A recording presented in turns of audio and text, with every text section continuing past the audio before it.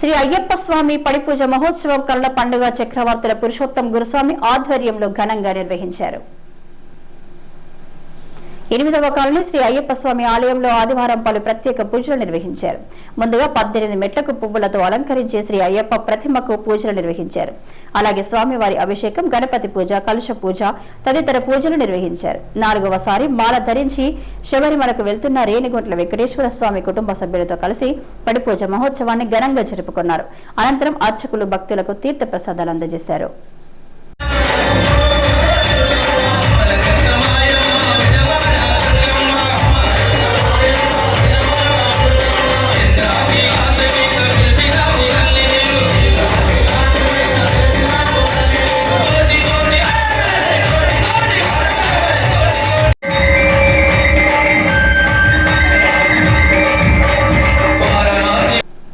ఈ పూజా కార్యక్రమంలో ఆలయ కమిటీ చైర్మన్ చంద్రశేఖర్ రెడ్డి, ఆలయ ప్రధాన గురుస్వామి సారంగాచారి గురుస్వామి, అయ్యప్ప దీక్షపరులు, భక్తులు పాల్గొన్నారు.